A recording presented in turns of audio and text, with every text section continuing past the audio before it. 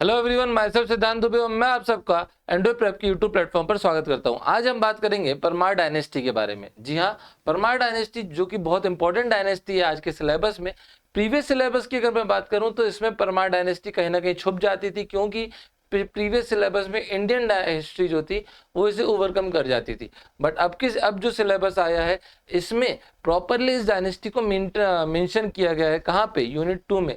तो for sure है कि इस डायनेस्टी से क्वेश्चन आने की संभावना है। इस डायनेस्टी से अच्छे खासे क्वेश्चन बन सकते हैं, क्योंकि जब हम बात करते हैं परमार डायनेस्टी की, तो परमार डायनेस्टी से जब हम बात करते हैं तो इसमें हमको सबसे पहले फिगर जो याद आते हैं वो है राजा भोज। जब भी हम बात करते हैं किसकी? परमार डायनेस्टी की, तो हमें सबसे इंपॉर्टेंट कौन याद आता है? राजा भोज आते हैं, क्योंकि राजा भोज का मालवा के इतिहास में, राजा भोज का मध्य प्रदेश के इतिहास में एक बहुत इंपॉर्टेंट रोल रहा है। ठीक है, तो ध्यान रखिएगा कि परमार डायनेस्टी जो है बहुत इंपॉर्टेंट डायनेस्टी है। अब बात उठती है कि सर परमार डायनेस्टी से क्वेश्चंस कैसे आते हैं। हमने हमेशा हर सेशन में ये किया है कि जब भी हम कोई डायनेस्टी पढ़ते हैं तो सबसे पहले हम डिस्कस करते हैं कि हमें ये डायनेस्टी में कौन कौन से सेगमेंट्स कवर करने हैं, और उसके बाद हम डायनेस्टी आगे पढ़ना शुरू करते हैं। तो परमार डायनेस्टी में हमें सबसे पहले जो कवर करना है वो क्या करना है? सोर्सेस कवर करने हैं। ध्यान रखिएगा, परमार डायनेस्टी के हमको सबसे ज्यादा पहले क्या कवर करना है? सोर्सेस। अब सोर्सेस क्यों कवर करना है? क्योंकि जब भी हम बात करते हैं मध्य प्रदेश के इतिहास की, तो हम देखते हैं कि डायनेस्टीज के उतने सोर्सेज नहीं मिले हैं, बट परमार डायनेस्टीज के हमें अच्छे खासे सोर्सेज मिले हैं। तो फॉर श्योर है कि सोर्सेज से क्वेश्चन बनेगा ही बनेगा। अब सोर्सेज में आपको क्या क्या कवर करना है? तो सोर्सेज में आपको इंस्क्रिप्शंस भी कवर करने हैं।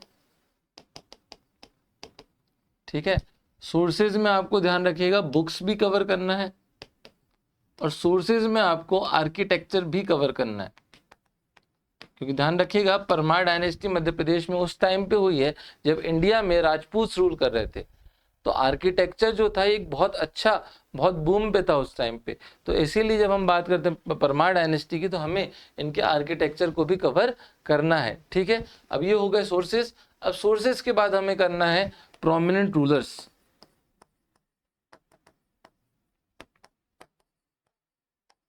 अब प्रोमिनेंट रूलर्स में ध्यान रखिएगा, इनके टोटल 4 प्रोमिनेंट रूलर्स हुए हैं। ठीक है, कौन कौन से? सबसे पहले ध्यान रखिएगा राजा उपेंद्र, जो इनके फाउंडर रहे हैं। उसके बाद सियाक सेकंड। ठीक है, उसके बाद राजा मूंज, और राजा मूंज के बाद राजा भोज। ठीक है, ध्यान रखिएगा ये 4 प्रोमिनेंट रूलर्स हुए हैं जो आपको परमार डायनेस्टी में कवर करना है। ठीक है, जो इंपॉर्टेंट है और जहां से क्वेश्चन आने की संभावना है। ठीक है, और राजा भोज तो इंपॉर्टेंट है ही है, क्योंकि अगर आप देखें 2015 में, ठीक है ध्यान रखिएगा, 2015 में लॉन्ग आंसर क्वेश्चन में एक क्वेश्चन पूछा गया था कि Raja Bhoj is an epitome of an ideal king, justify. ये क्वेश्चन एग्जाम में आया था। क्या आया था? Raja Bhoj is an epitome of ideal king, justify. अब ध्यान रखिएगा, समझिए कि यहाँ पे 2015 में ये क्वेश्चन आया है। उसके बाद ये डायनेस्टीज के रिगार्डिंग प्रीलिम्स में क्वेश्चन आते थे। जैसे कि बहुत फेमस क्वेश्चन प्रीलिम्स में आया है कि who was the founder of Parmar dynasty. Parmar dynasty का फाउंडर कौन है? उपेंद्र, राजा उपेंद्र। ठीक है, बट मेंस में 2015 के बाद परमार डायनेस्टी से क्वेश्चन ही नहीं आया। एक लास्ट क्वेश्चन क्या आया था कि राजा भोज जो है एक आइडल फिगर है, आइडल पर्सन किंग हुए हैं, कैसे? एक्सप्लेन करिए। तो जब आप क्वेश्चन आता है कि राजा भोज एक आइडल किंग कैसे थे, ठीक है, तो उसमें आपको राजा भोज ने अपने कार्यकाल के दौरान, अपने रूल के दौरान कौन कौन से काम किए हैं, आपको वो लिखना था। तो यहाँ पे बेसिकली आपको लिखना था वर्क्स ऑफ राजा भोज। किसके बारे में लिखना था? वर्क्स ऑफ राजा भोज, जो अपन आगे भी कवर करेंगे। ठीक है, कैसे इन्होंने अपने टेरिटरी को एक्सपांड किया, कैसे ये अपने जनता के लिए बहुत अच्छे थे। ठीक है, क्या क्या इन्होंने काम किए थे, ये सब अपन इसमें कवर करेंगे। बट मैं आपको सिर्फ बता रहा हूँ कि अभी तक सिर्फ एक ही क्वेश्चन आप देखने मिलते हैं। तो इससे हम ये चीज समझते हैं कि ये जो डायनेस्टी है, इससे या तो सोर्सेस से क्वेश्चन आएगा, या तो प्रोमिनेंट रूलर से क्वेश्चन आएगा। ठीक है, या फिर सीधा सीधा एक बोलेगा कि write a short note on Parmar dynasty. तो सीधा एक क्वेश्चन आएगा कि write a short note on Parmar dynasty, कि परमार डायनेस्टी के बारे में एक शॉर्ट नोट लिखिए। तो ये जो कुछ क्वेश्चंस हैं ये आप देख सकते हैं, ये आप सेगमेंट जो है इसको आपको कवर करना है, आपको सोर्सेस कवर करना है, आपको प्रोमिनेंट रूलर्स कवर करना है, किसके, परमार डायनेस्टी के। आपको सारे रूलर्स के बारे में नहीं पढ़ना है, हाँ नॉलेज होना चाहिए, क्योंकि हो सकता है आपसे क्वेश्चन पूछ ले प्रीलिम्स में कि 4 नाम दे दो, पूछ ले इनमें से परमार रूलर कौन नहीं है, ठीक है, हो सकता है ये चीज, ठीक। बट इसके लिए आपको सिर्फ रूलर के नाम पता होना चाहिए, उनकी सारी डिटेल्स नहीं पता होना चाहिए, ठीक है। आपको डिटेल्स किसकी पता होनी चाहिए, प्रोमिनेंट रूलर से, जो मैंने नाम यहाँ लिख दिए, उपेंद्र सियक सेकंड, मुंज और राजा भोज, ठीक है। राजा भोज के बाद धीरे धीरे करके जो डायनेस्टी वो डिक्लाइनिंग फेज में होती है, और महालक देव जो है वो इस डायनेस्टी के लास्ट रूलर होते हैं। तो उपेंद्र जो है ये फर्स्ट रूलर है, लास्ट रूलर महालक देव है, ठीक है, क्लियर है। चलिए आगे बढ़ते हैं। अब हम ये देखते हैं कि परमार डायनेस्टी जो थी, ठीक है, ये आपको कहाँ देखने मिलती है। कुछ बेसिक फैक्ट्स एंड फिगर्स बात करते हैं किसकी, परमार डायनेस्टी की, ठीक है। तो ध्यान रखिएगा परमार डायनेस्टी जो है ये आपको मध्य प्रदेश के मालवा रीजन में देखने मिलती है। ध्यान रखिएगा, बहुत इंपॉर्टेंट है कि परमार डायनेस्टी आपको कहाँ देखने मिलती है, मध्य प्रदेश के मालवा रीजन में आपको परमार डायनेस्टी देखने मिलती है। ऐसे अगर हम देखें तो परमार डायनेस्टी जो है ये राजपूत है, ठीक है, और राजपूत की टोटल 36 क्लेन्स होती हैं, और 36 क्लेन्स में से एक क्लेन है परमार, ठीक है। ध्यान रखिएगा, बहुत इंपॉर्टेंट है कि परमार डायनेस्टी जो है ये अपने आप में क्या होती है, राजपूत होते हैं, और राजपूत की टोटल 36 क्लेन होती हैं। 36 क्लेन्स में से एक क्लेन कौन सी है, परमार है, ठीक है, जो आपको कहाँ देखने मिलती है, तो जो आपको मध्य प्रदेश के मालवा रीजन में देखने मिलती है। और इसमें से इनके इंपॉर्टेंट सेंटर्स कौन से हुए हैं, तो इसमें से इनके इंपॉर्टेंट सेंटर्स 2 हुए हैं, एक है उज्जैन और दूसरा है धार।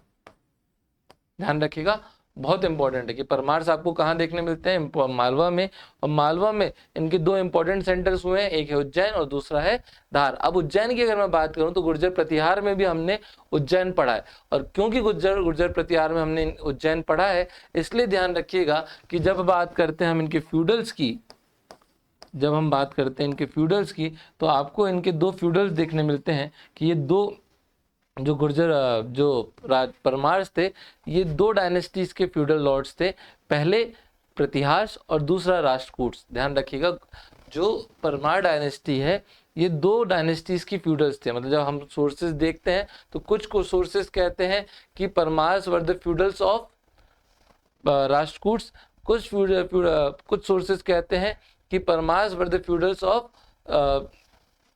प्रतिहार्स, ठीक है। तो ध्यान रखना, बहुत इंपॉर्टेंट है कि जो परमार डायनेस्टी है ये 2 डायनेस्टीज के फ्यूडल लॉर्ड्स हुए हैं। पहला तो है राष्ट्रकूट्स और दूसरा है प्रतिहार्स। कुछ सोर्सेस कहते हैं कि ये प्रतिहार्स के फ्यूडल लॉर्ड्स हुए हैं, और कुछ सोर्सेस कहते हैं कि राष्ट्रकूट्स के फ्यूडल लॉर्ड्स हुए हैं। अब सर ये क्या दिक्कत है, सोर्सेज तो कहते हैं, आप बताइए कि ये किसके फ्यूडल लॉर्ड्स हुए हैं किसके नहीं। तो बेटा ये दोनों डायनेस्टीज के फ्यूडल लॉर्ड्स हुए हैं, ठीक है। बट टाइम टू टाइम आप लोगों को मैंने गुर्जर प्रतिहार डायनेस्टी में पढ़ाया था 3 पार्टी स्ट्रगल की, कैसे कन्नौज में अपना रूल एस्टेब्लिश करने के लिए राष्ट्रकूट्स ने भी लड़ाई की थी, इधर से प्रतिहार्स ने भी लड़ाई की थी, उधर से पालाज ने भी लड़ाई किया था। और जो मेजर स्ट्रगल हमें देखने मिला था वो किस किस के बीच में देखने मिला था, राष्ट्रकूट्स और प्रतिहार्स के बीच में, ठीक है। तो इससे हमें समझ आता है कि जब उज्जैन में प्रतिहार्स थे तो उस टाइम पे, ध्यान रखिएगा, जब उज्जैन में प्रतिहार्स थे तो उस टाइम पे जो परमार थे वो किसके फ्यूडल्स थे, प्रतिहार्स के। बट जब प्रतिहार्स को हरा के राष्ट्रकूट्स ने उज्जैन पे रूल करना शुरू किया तो परमार्स किसके फ्यूडल लॉर्ड्स हो गए, राष्ट्रकूट्स की। तो इसलिए कहा जाता है कि जो परमार है वो दोनों के फ्यूडल लॉर्ड्स हुए हैं, राष्ट्रकूट्स के भी और प्रतिहार्स के भी, but depends on the time कि कब कौन कहाँ रूल कर रहा है, ठीक है। तो ध्यान रखिएगा कि परमार जो है ये दोनों की फ्यूडल्स हुए हैं, एक राष्ट्रकूट्स के भी और दूसरा प्रतिहार्स के भी, ठीक है। ध्यान रखना, बहुत इंपॉर्टेंट है, ठीक। और अगर यहाँ से ध्यान ना आए तो ध्यान रखना 3 पार्टी स्ट्रगल जो मैंने आप लोगों को पढ़ाया है कि त्रिपार्टी स्ट्रगल मैंने आप लोगों को बताया है कि कैसे राष्ट्रकूट्स और प्रतिहार्स आपस में क्लैश कर रहे थे ताकि उनका वो अपना रूल कहाँ स्टैब्लिश कर पाए, कन्नौज में स्टैब्लिश कर पाए। तो यही रीजन है कि जो परमार्स है वो आपको दोनों के फ्यूडल लॉर्ड्स देखने मिलते हैं, एक प्रतिहार्स और दूसरा राष्ट्रकूट्स। क्लियर है? ठीक, ध्यान रखिए। हाँ, एक और चीज मैं आप लोग को बता दूं कि परमार जो है ये किस एरा में देखने मिलते हैं, तो ध्यान रखिएगा ये 9th सेंचुरी के आसपास देखने मिलते हैं, जब इंडिया में किसका रूल चल रहा था, जब इंडिया में राजपूत का रूल चल रहा था। मैंने अभी आप लोगों को बताया कि परमार जो है ये राजपूत की क्लीन है, ठीक है। तो जब इंडिया में राजपूत का रूल चल रहा था उसी टाइम पे आपको मध्य प्रदेश में क्या देखने मिलते हैं, परमार्स देखने मिलते हैं। तो राजपूत रूल इंडिया में कब से कब तक चला, 7th to 12th सेंचुरी के आसपास चल रहा था, ठीक है। तो उसी टाइम पे 9th सेंचुरी में आपको मध्य प्रदेश के मालवा रीजन में क्या देखने मिलते हैं, परमार्स देखने मिलते हैं। क्लियर है क्या? चलिए आगे बढ़ते हैं। अब ध्यान रखिएगा कि जब हमने बेसिक इन्फॉर्मेशन बात कर ली तो अब हम इनके कुछ रूलर्स के भी बारे में बात कर लें कि इनके रूलर्स कौन कौन से हुए हैं, ठीक है। तो ध्यान रखिएगा जब बात होती है रूलर्स की, ठीक है, रूलर्स के बाद मैं आपको बताऊंगा कि इनके बारे में हमें किन किन सोर्सेज से पता चलता है, ठीक है। तो ध्यान रखिएगा अगर हम बात कर रहे हैं रूलर्स की तो ध्यान रखिएगा कि इनके फाउंडर कौन है। इंपॉर्टेंट क्वेश्चन प्रीलिम्स में आता है कि राजा उपेंद्र जो हैं जिन्हें कृष्णराज की उपाधि दी गई थी, ये इनके फाउंडर हैं, ठीक है। ध्यान रखिएगा राजा उपेंद्र जिन्हें क्या बोला जाता है, कृष्णराज बोला जाता है, ये इनके फाउंडर हैं। ध्यान रखिए बहुत इंपॉर्टेंट क्वेश्चन है, ठीक है। राजा उपेंद्र के बाद राजा कौन बने, तो ध्यान रखिएगा राजा उपेंद्र के बाद सियक फर्स्ट राजा बने, ठीक है, ध्यान रखना। उसके बाद, ठीक है, राजा उपेंद्र के बाद सियक फर्स्ट नहीं, ठीक है, लिख लो। राजा उपेंद्र के बाद वरिसिम्हा जो थे, राजा उपेंद्र के जो बेटे थे वरिसिम्हा, वो राजा बने। राजा वरिसिम्हा के बाद सियक वन राजा बने, इंपॉर्टेंट पॉइंट, ठीक है। सियक वन के बाद ध्यान रखिएगा, ठीक, वाकपति फर्स्ट राजा बने। अब ध्यान रखना एक बहुत इंपॉर्टेंट पॉइंट कि अभी तक के जितने भी हैं ये इंपॉर्टेंट रूलर नहीं है, क्वेश्चन इनमें से नहीं आएगा, बट वाकपति के बाद ध्यान रखना सियक टू जो थे ये राजा बने। और सियक टू जो है ये एक इंपॉर्टेंट पर्सनैलिटी है, किसमें, परमार डायनेस्टी में। क्यों? क्योंकि जब ये अपने लास्ट स्टेज में थे, सियक टू जब अपने लास्ट स्टेज में थे तो इनके खुद के कोई रियल सन नहीं था, तो इसलिए इन्होंने सोचा कि भाई अब मेरे बाद इस वंश को आगे कौन बढ़ाएगा, तो इन्होंने एक चाइल्ड को अडॉप्ट किया जिसका नाम था राजा मूंज, ठीक है। बट जैसे ही इन्होंने उस चाइल्ड को अडॉप्ट किया तो इन्हें एक खुशखबरी मिली और सुनने में आया कि अब इनका बेटा होने वाला है। तो अब ध्यान से समझिए सिचुएशन क्या थी। इन्हें पता था कि इनका बेटा नहीं है, तो इन्होंने एक बेटे को अडॉप्ट किया, और जब इन्होंने एक बेटे को अडॉप्ट किया तो वहीं से इन्हें खुशखबरी आई कि ये पिता बनने वाले हैं और इनका एक बेटा होने वाला है, ठीक है। तो अब इनके दो बेटे हो गए, एक वो जो जिन्होंने मतलब जिसे इन्होंने अडॉप्ट किया था राजा मूंज, और दूसरे सिंधुराज जो इनके खुद के चाइल्ड थे। तो सिंधुराज हो गए छोटे बेटे, राजा मूंज हो गए बड़े बेटे। और राजपूत में ये प्रथा है कि जो बड़ा बेटा होता है वही पिता के बाद राजा बनता है, ठीक है। इसीलिए कायदे से देखा जाए तो मूंज जो थे इनके बड़े बेटे थे, दो he was adopted child but बड़े तो थे।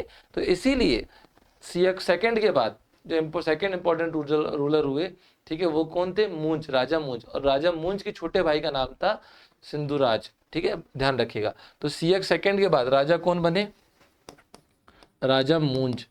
अब राजा मूंज भी अपने आप में एक बहुत इंपॉर्टेंट फिगर है, ध्यान रखिएगा। अब ये क्यों मैं बताते चल रहा हूँ कि कौन इंपॉर्टेंट कौन इंपॉर्टेंट नहीं है, कि जब आप शॉर्ट नोट लिखेंगे तो आपको ये रूलर्स के बारे में लिखना ही लिखना है। आप क्लेम तो लिख देंगे पूरी, पर जब आप एक्सप्लेन करेंगे तो आपको 3 रूलर्स के बारे में एक्सप्लेन करना है, सियक सेकंड, राजा मूंज और राजा भोज, ठीक है, ध्यान रखना। इसलिए मैं आपको बताते चल रहा हूँ कि इसमें से कौन इंपॉर्टेंट और कौन इंपॉर्टेंट नहीं है, ठीक है। राजा मूंज के बाद कौन बना, तो ध्यान रखिएगा इनके छोटे भाई सिंधुराज। अब सिंधुराज ने कुछ ऐसा खासा काम नहीं किया, बट सिंधुराज की सबसे बड़ी उपलब्धि क्या थी कि ये राजा भोज के पिता थे। तो ध्यान रखिएगा इनके बाद राजा कौन बने, इनके बेटे राजा भोज। ठीक है। और राजा भोज के बाद ये जो डायनेस्टी थी ये डिक्लाइनिंग फेज में चले गई। तो यहीं से क्वेश्चन बनता है कि what are the causes of decline of Parmar dynasty. ध्यान रखिएगा, यहीं से क्वेश्चन बनता है कि what are the causes of decline of Parmar dynasty, की परमार डायनेस्टी की डिक्लाइन के क्या क्या कॉजेज हुए हैं, एक क्वेश्चन बन सकता है। क्योंकि परमार डायनेस्टी जो थी राजा भोज तक तो बहुत पावरफुल थी, बट जब राजा भोज की डेथ हुई, ठीक है, और इनके बेटे जो थे जय सिंह वो राजा बने, तो क्या हुआ कि इनकी जो डायनेस्टी थी वो धीरे धीरे करके डिक्लाइन हो गई और महालक देव पे जाके डायनेस्टी खत्म हो गई। तो इनके जो डिक्लाइन की कॉजेज थे ये बहुत इंपॉर्टेंट है जानना, क्वेश्चन एग्जाम में आता भी। तो जब मैं आपको पढ़ाऊंगा तो लास्ट में आपको बताऊंगा कि परमार डायनेस्टी के डिक्लाइन के कॉजेज क्या थे। ठीक है, ध्यान रखिएगा। चलिए, तो राजा भोज के बाद ये डायनेस्टी धीरे धीरे डिक्लाइन हो गई और लास्ट में कौन बचे, महालक देव। ये आपको ध्यान रखना है। ठीक है, चलिए, तो ये कुछ रूलर्स हुए हैं किसके, परमार डायनेस्टी के। ठीक है, अब अगर अपन बात करें सोर्सेज की, ठीक, तो ध्यान रखना कि सोर्सेज में सबसे पहला सोर्स,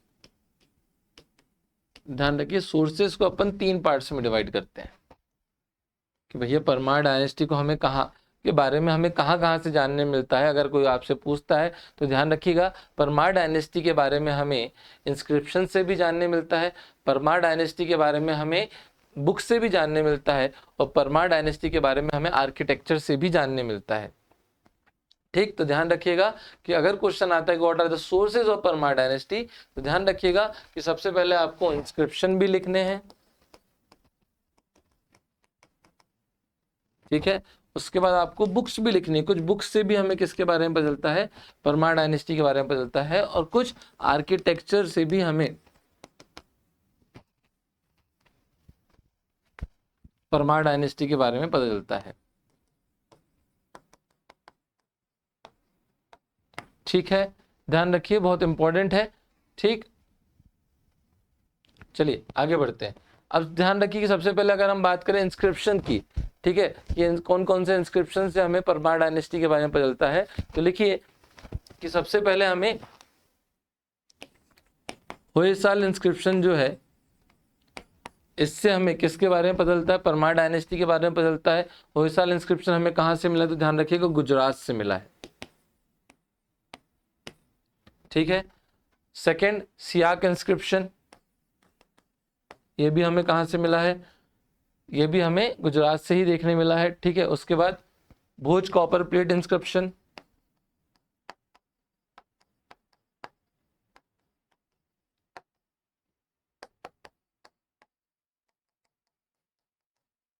ठीक है, और उसके बाद उदयपुर 25।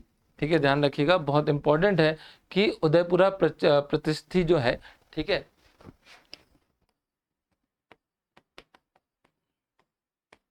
प्रतिष्ठी,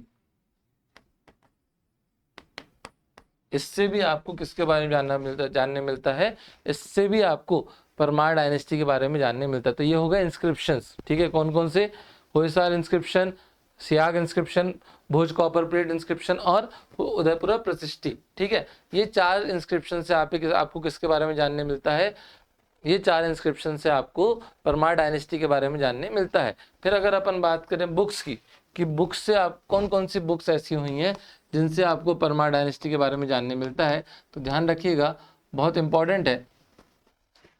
सबसे पहली बुक जिससे आपको परमार डायनेस्टी के बारे में जानने मिलता है, दैट इज भोज प्रबंध। ठीक है, ध्यान रखिएगा, सबसे पहली बुक जिससे आपको परमार डायनेस्टी के बारे में जानने मिलता है, दैट इज भोज प्रबंध।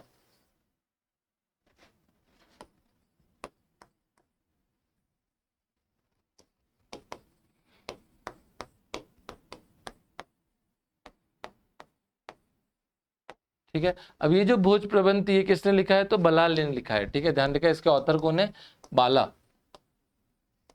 ठीक है, ध्यान रखिएगा। सेकेंड बुक जिससे आपको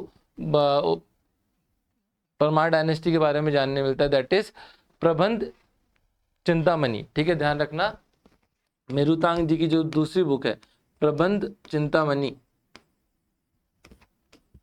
इससे भी आपको किसके बारे में जानने मिलता है, इससे भी आपको परमार डायनेस्टी के बारे में जानने मिलता है। ये किसने लिखा है, ये जैन आचार्य मेरुतांग ने लिखा है। ये हमने पढ़ा है मेरुतांग जी के बारे में।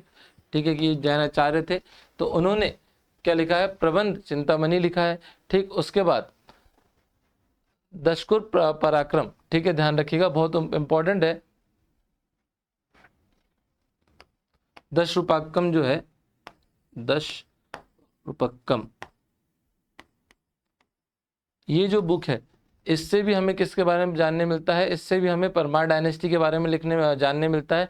और ये किसने लिखा है, तो ये धनंजय ने लिखा है। ठीक है, ध्यान रखिएगा, किसने लिखा है, धनंजय ने लिखा है, बहुत इंपॉर्टेंट है। ठीक, उसके बाद नेक्स्ट जो बुक है उस जिससे हमें परमार डायनेस्टी के बारे में मिलता है, तो कुछ टेक्स्ट हुए हैं ऐसे जिनसे हमें राजा भोज के बारे में जानने मिलता है। राजा भोज के कुछ टेक्स्ट हैं, जैसे कि राजा मार्तंड, ठीक है, जिससे हमें परमार डायनेस्टी क्रोनोलॉजी जानने मिलती है। ठीक है, उसके बाद सावित्री सरस्वती कंतभरण जो है, ठीक है, आप लोगों ने सुना होगा। कुछ राजा भोज के जो टेक्स्ट हुए हैं, जैसे कि बहुत इंपॉर्टेंट है, जो आप लोगों ने सुना भी है, राजा मार्तंड। राजा मार्तंड से हमें क्या पता चलता है, तो राजा मार्तंड से हमें परमार की क्रोनोलॉजी पता चलती है। ठीक है, इसके अलावा दूसरा कौन सा टेक्स्ट है, तो सेकंड टेक्स्ट जो हुआ है वो कौन सा हुआ है, सरस्वती। ठीक है, क्लियर है क्या बेटा, चल रहा है। ठीक, तो सेकंड टेक्स्ट कौन सा हुआ है, सरस्वती कांताभरण। तो सरस्वती कांताभरण से भी हमें किसके बारे में जानने मिलता है, परमार डायनेस्टी के बारे में जानने मिलता है। ठीक है, थर्ड है युक्ति कल्पतरु। थर्ड टेक्स्ट कौन सा है, युक्ति कल्पतरु।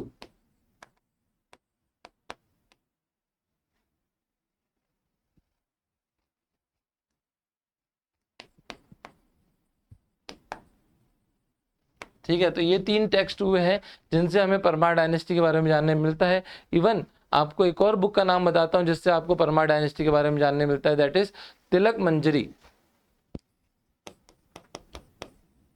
तिलक मंजरी, तिलक मंजरी किसके द्वारा लिखी गई है, तो ध्यान रखो तिलक मंजरी जो है ये धनपाल के द्वारा लिखी गई है। ध्यान रखिएगा, बहुत इंपॉर्टेंट है कि तिलक मंजरी किसके द्वारा लिखी गई है, तिलक मंजरी जो है ये धनपाल के द्वारा लिखी गई है। ठीक है, और last but not the least, बहुत इंपॉर्टेंट बुक कि नवशांग चरित्र। आप सबने सुना होगा कि नवशशांक चरित्र जो थी, ठीक है, नवशशांक चरित्र,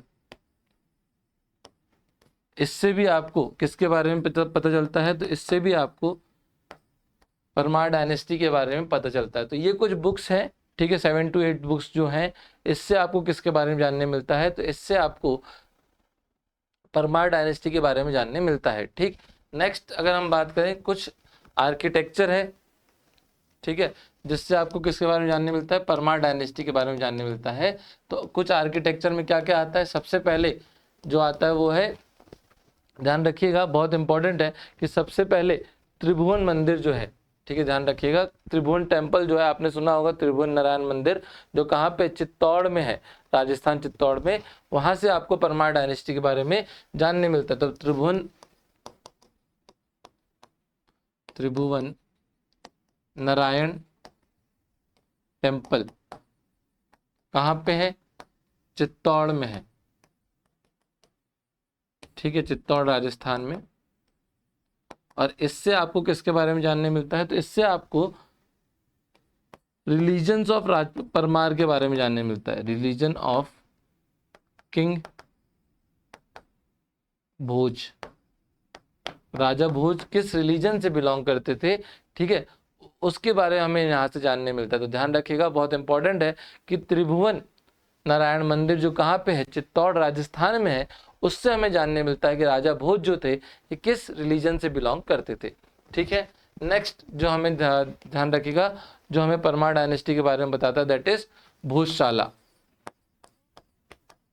हम लास्ट में भोजशाला के ऊपर प्रॉपर डिस्कशन करेंगे। रिसेंट में भोजशाला के बारे में क्या क्या चल रहा है, ठीक है, भोजशाला क्यों न्यूज़ में है, हम इस डायनेस्टी के लास्ट में भोजशाला के बारे में भी डिस्कशन करेंगे। तो ध्यान रखिएगा, भोजशाला से भी हमें किसके बारे में पता चलता है, परमार डायनेस्टी के बारे में पता चलता है। भोजशाला कहाँ पे है, तो लिख लीजिए, धार में है। ठीक है, ध्यान रखना। त्रिभुवन नारायण टेम्पल कहाँ पे? चित्तौड़ राजस्थान में है। भोजशाला कहाँ पे है? तो धार में है। ठीक है, ध्यान रखना, बहुत इंपॉर्टेंट। नेक्स्ट, भोजेश्वर मंदिर, भोजेश्वर टेम्पल जो है, जो कहाँ पे है? रायसेन में है। इससे भी हमें किसके बारे में पता चलता है? तो इससे भी हमें परमार डायनेस्टी के बारे में पता चलता है। ठीक है, उसके बाद ध्यान रखिएगा, भोस्ताल लेक, जिसे अपर लेक भी कहा जाता है, जो कहाँ पे है? भोपाल में है। इससे भी हमें परमार डायनेस्टी के बारे में पता चलता है। और लास्ट, जो बहुत इंपॉर्टेंट है, ठीक है, ध्यान रखना, उदयपुर शिव टेम्पल, उदयपुरा शिव टेम्पल जो है, ठीक है, ध्यान रखिए, उदयपुरा शिव टेम्पल, उदयपुरा शिव टेम्पल, ठीक है, कहाँ पे उदयपुरा शिव टेम्पल? तो विदिशा में है। ध्यान रखना, उदयपुरा शिव टेम्पल कहाँ है बेटा? उदयपुरा शिव टेम्पल विदिशा में है।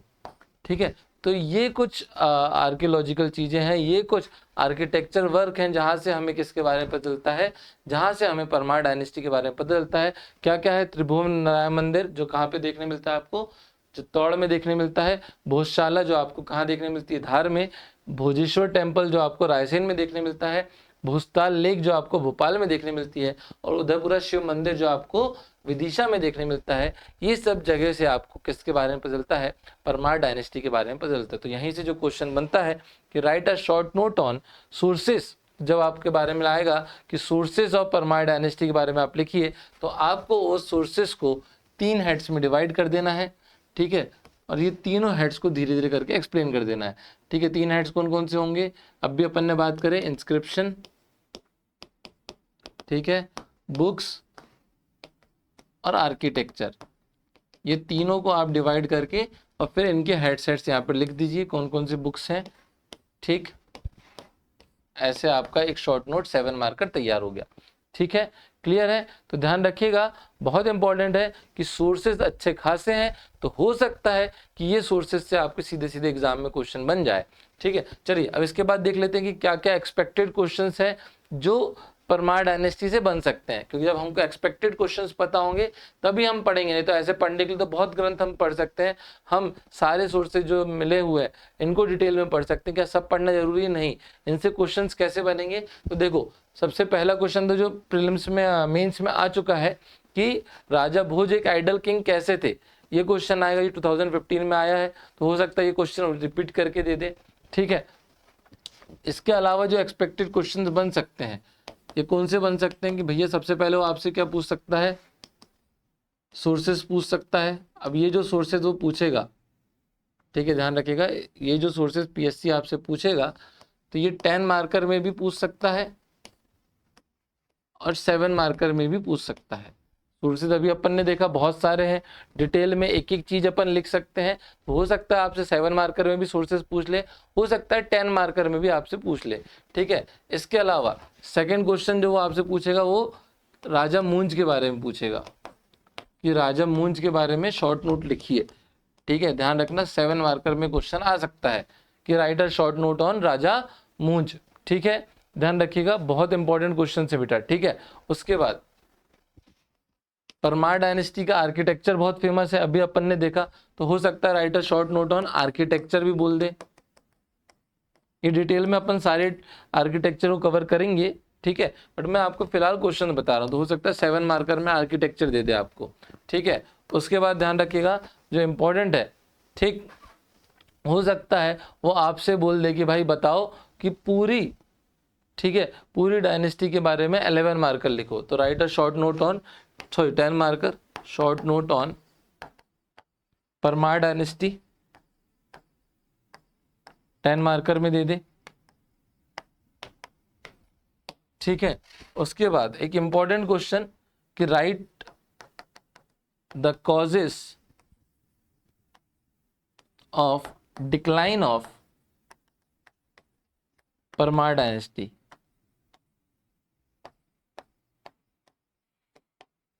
ठीक है, ये हो सकता है आपसे 7 मार्कर में पूछ ले। तो ये कुछ एक्सपेक्टेड क्वेश्चन है जो एग्जाम में आपसे बन सकते हैं, एग्जामिनर आपसे पूछ सकता है।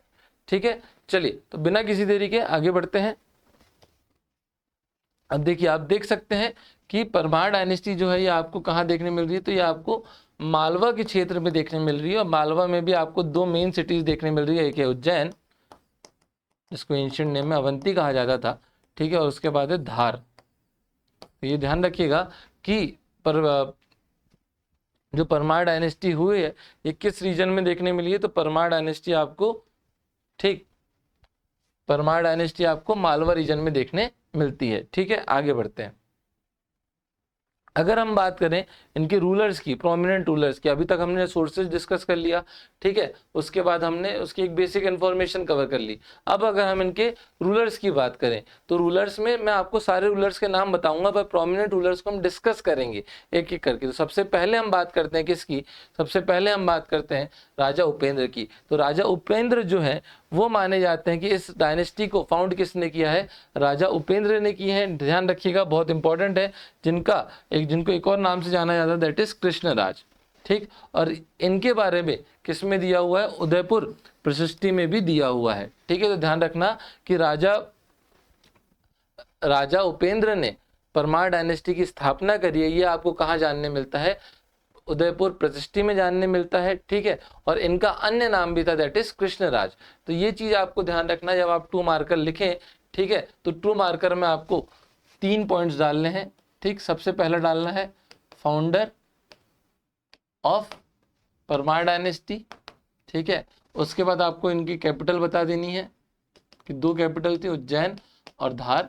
ठीक है, उसके बाद तीसरी चीज जो आपको यहाँ पे लिखनी है, ठीक है, ऑल्सो नोन एज कृष्णराज। तो ये आपका एक 2 मार्कर कंप्लीट होता है किससे, राजा उपेंद्र से। ठीक है, तो ध्यान रखना, बहुत इंपॉर्टेंट है कि ये डायनेस्टी को फाउंड किसने किया, राजा उपेंद्र ने किए हैं, जिन्हें कृष्णराज भी कहा जाता था। और इनकी 2 मेजर सिटीज हुई हैं, और कैपिटल भी आप कह सकते हैं, दैट इज उज्जैन और धार। ठीक है, चलिए अब राजा उपेंद्र के बाद ध्यान रखिएगा, बहुत इंपॉर्टेंट है, ठीक, कि राजा उपेंद्र के बाद कौन आया, वैरसिम्हा आया। ठीक है, वरसिम्हा जो है वो इनके बेटे थे। तो जब राजा उपेंद्र जो थे नागभट्ट थर्ड से हार गए, तो इनके बेटे जो थे वो क्या बने, राजा बने। अब मैं आपको बताऊं कि जब राजा उपेंद्र ने परमार डायनेस्टी की स्टैब्लिशमेंट किया, तो इन पे अटैक किया प्रतिहार रूलर नागभट्ट थर्ड ने। ध्यान रखना, जब, बहुत इंपॉर्टेंट पॉइंट है ये, ठीक है, कि जब राजा उपेंद्र ने परमार डायनेस्टी को स्टैब्लिश किया उज्जैन में, तो नागभट्ट थर्ड ने, जो कि एक नागभट्ट थर्ड कौन थे, एक प्रतिहार डायनेस्टी के रूलर थे, तो नागभट्ट थर्ड ने किस पे अटैक किया, राजा उपेंद्र पे अटैक किया, जिससे इन दोनों में एक भीषण युद्ध हुआ, जिसमें उपेंद्र हार गए। ठीक है, और उपेंद्र के बाद वरसिम्हा जो थे, वो इनके बेटे थे, वो रूलर बने। तो अगले रूलर कौन बने, वरसिम्हा। तो ध्यान रखना, बहुत इंपॉर्टेंट है, क्वेश्चन आ सकता है कि राजा उपेंद्र के साथ किस प्रतिहार रूलर का युद्ध हुआ था। तो आपको पता होना चाहिए कि राजा उपेंद्र के साथ नागभट्ट थर्ड का युद्ध हुआ था। ठीक है, या क्वेश्चन आ सकता है कि write a conflict of Raja Upendra with Pratiharas, कि प्रतिहार्स के साथ राजा उपेंद्र का जो कन्फ्लिक्ट था उसको लिखो 2 मार्कर में। तो आपको पता होना चाहिए कि किस प्रतिहार रूलर ने अटैक किया था। तो नागभट्ट थर्ड ने मालवा को कैप्चर करने के लिए किस पे अटैक किया था, राजा नागभट्ट थर्ड ने मालवा को कैप्चर करने के लिए राजा उपेंद्र को पे अटैक किया था, जिससे राजा उपेंद्र हार गए और प्रतिहार का रूल मालवा पे शुरू हो गया। ठीक है, और राजा उपेंद्र ने किसने हराया था, तो नागभट्ट थर्ड ने हराया था। राजा उपेंद्र की डेथ के बाद उनके जो बेटे थे वरसिम्हा, वो राजा बने। ठीक है, क्लियर। पर वरसिम्हा का रूल ऐसा कुछ खास नहीं था, इसलिए हम सीधे किसके बारे में पढ़ते हैं, वरसिम्हा के बेटे सियाक वन के बारे में। अब सियाक वन जो है, इनके बारे में भी हमें ज़्यादा इन्फॉर्मेशन नहीं मिलती है। क्यों, क्योंकि इन्होंने कुछ किया ही नहीं है, तो इन्फॉर्मेशन कहाँ से मिलेगी। ठीक, बस आपको ये ध्यान रखना है कि राजा उपेंद्र, ठीक है, वरसिम्हा के बाद सियाक वन। ठीक, अब सियाक वन के बाद ध्यान रखिएगा, बहुत इंपॉर्टेंट है कि अगले रूलर कौन बने, वाकपति। पर जैसे सियाक वन भी इंपॉर्टेंट नहीं है, वैसे ही वाकपति भी इंपॉर्टेंट नहीं है। बस आपको ये ध्यान रखना है कि वाकपति जो थे ये किसके कंटेम्प्रेरी है, किस प्रतिहार रूलर कंटेम्प्रेरी है, महेंद्रपाल, भोज सेकंड और महीपाल। ठीक है, ध्यान रखना, वाकपति वन जो है, वाकपति वन किस प्रतिहार रूलर के कंटेम्प्रेरी हुए, तो ध्यान रखिएगा, महेंद्रपाल वन, भोज सेकंड और महिपाल के ये कंटेम्प्रेरी हुए हैं, इंपॉर्टेंट नहीं है। हाँ, ध्यान आपको ये रखना है कि वागपति वन ने अपने आप को कौन सा टाइटल दिया था, तो ध्यान रखिएगा, बहुत इंपॉर्टेंट है। ठीक है, ये क्वेश्चन एग्जाम में आ सकता है। परम भट्टर का महाराजाधिराज परमेश्वरा, ठीक है, ये ध्यान रखिएगा, बहुत इंपॉर्टेंट है। परम भट्टारक, ठीक है, बहुत इंपॉर्टेंट है, ध्यान रखना। परम भट्टारक महाराजाधिराज परमेश्वर जो है, ये टाइटल अपने आप को किसने दिया था? वागपति वन ने दिया था। ठीक है, ध्यान रखना, ये प्रीलिम्स का क्वेश्चन आपसे यहाँ से बन सकता है। ठीक, मेंस में तो नहीं पूछेगा। ठीक है, उसके बाद वागपति वन के बाद अगले रूलर कौन बने? वराह सिंह सेकंड बने। अब ये भी इंपॉर्टेंट रूलर नहीं रहे हैं, ठीक है, इंपॉर्टेंट नहीं है, बट इनके जो बेटे थे, ठीक है, सियाक सेकंड, ये बहुत इंपॉर्टेंट रूलर रहे हैं। किसके? गुर्जर प्रतिहार डायनेस्टी, परमार डायनेस्टी के। ध्यान रखिएगा, बहुत इंपॉर्टेंट है कि सियाक सेकंड जो है ये एक इंपॉर्टेंट रूलर हुए हैं। किसमें? सियाक परमार डायनेस्टी में। तो अब सियाक सेकंड जो थे बहुत इंपॉर्टेंट, ध्यान रखना, इनका अल्टरनेट नाम क्या था? सिंहदत्त भट्ट। ध्यान रखिएगा, सियाक सेकंड के को और क्या कहा जाता है? सिंहदत्त भट्ट भी कहा जाता, इन्हें हर्ष भी कहा जाता था। तो ध्यान रखिएगा, बहुत इंपॉर्टेंट है। और सियाक सेकंड, ठीक, इंपॉर्टेंट इसलिए भी है क्योंकि ये कहा जाता है, ठीक है, कौन बताता है हमें? नवशशांक चरित्र जो है, नवशशांक चरित्र हमें बताता है कि इन्होंने हुन्स को भी हराया था। ठीक है, तो क्वेश्चन आ सकता है कि इनमें से किस परमार रूलर ने हुन्स को हराया? तो आपको ध्यान रखना है कि सियाक सेकंड ने, ठीक है, हुन्स को भी हराया, बट जब सियाक सेकंड अपने लास्ट स्टेज में थे तो इनका खुद का रियल सन नहीं था। तो इन्होंने सोचा कि अब मेरी आगे लाइनेज को कंटिन्यू करने के लिए, मेरे रूल को आगे कंटिन्यू करने के लिए मैं किसी को अडॉप्ट कर लेता हूं। तो जैसे ही इन्होंने राजा मुंज को अडॉप्ट किया तो वैसे ही इन्हें खुशखबरी आई कि भैया आप पिता बनने वाले हैं, आपको बेटा होने वाला है। ठीक है, और बेटा हो चुका है, होने नहीं वाला है, बेटा हो चुका है। तो अगले जो इनका बेटा हुआ वो हुआ सिंधुराज। अब यहाँ पे कंफ्यूजन हो गया कि रूलर कौन बनेगा। ठीक है, राजा मुंज रूलर बनेगा या फिर राजा सिंधुराज रूलर बनेगा। तो क्योंकि राजपूत में ये प्रथा है कि जो बड़ा बेटा होता है वही राजा बनता है, इसीलिए कायदे से अगर हम देखें तो जो अडॉप्टेड चाइल्ड था, दैट इज राजा मुंज, ये बड़ा था। सिंधुराज तो हुआ, राजा मुंज ऑलरेडी हो चुका था और उसे अडॉप्ट करा जा चुका था। राजा मुंज था और जो सिंधुराज था वो तो अभी अभी पैदा हुआ था। तो बड़ा कौन हुआ? राजा मुंज। इसीलिए राजा मुंज को राजा बनाया गया। और सियाक सेकंड के बाद अगला बड़ा रूलर कौन बना? राजा मुंज बने। ठीक है, बट इससे पहले आपको ये ध्यान रखना है कि सियाक सेकंड जो थे इन्होंने, ठीक है, ध्यान रखना, इन्होंने हुन्स को हरा के एक इंडिपेंडेंट रूल की स्थापना की थी एज अ परमार डायनेस्टी। तो ध्यान रखिएगा, बहुत इंपॉर्टेंट है कि किस परमार रूलर ने सबसे पहले एक इंडिपेंडेंट रूलर की शुरुआत हुई थी। तो ध्यान रखिएगा, बहुत इंपॉर्टेंट है कि जो होयाल कॉपर प्लेट इंस्क्रिप्शन है, ठीक है, वो हमें ये बताता है कि सियाक सेकंड जो है, ठीक है, इन्होंने परमार डायनेस्टी, ये परमार डायनेस्टी के पहले इंडिपेंडेंट रूलर है। ठीक है, ध्यान रखिएगा, बहुत इंपॉर्टेंट है कि सियाक सेकंड जो है ये परमार डायनेस्टी के पहले इंडिपेंडेंट रूलर है। तो जब इन्होंने हुन्स को हराया तो हुन्स को हरा के इन्होंने एक इंडिपेंडेंट रूल की स्टैब्लिशमेंट किया और ये पहले परमार डायनेस्टी के रूलर थे जो एक इंडिपेंडेंट रूलर की तरह सामने आए थे। तो ध्यान रखना कि Siyak second was the first independent ruler of Parmar dynasty. ठीक है, ध्यान रखिएगा, सियाक सेकंड के बाद राजा मुंज जो थे ये रूलर बने। अब राजा मुंज, ठीक है, इंपॉर्टेंट है। ठीक है, और इनके बारे में हम जो कवर करेंगे वो अगले लेक्चर में कवर करेंगे। तो आज के लिए बस इतना ही, मिलते हैं अगले लेक्चर में जहां से हम बात करेंगे राजा मुंज की और राजा भोज की। तो आज के लिए इतना ही, मिलते हैं अगले लेक्चर में। टिल देन, थैंक यू, जय हिंद, जय भारत।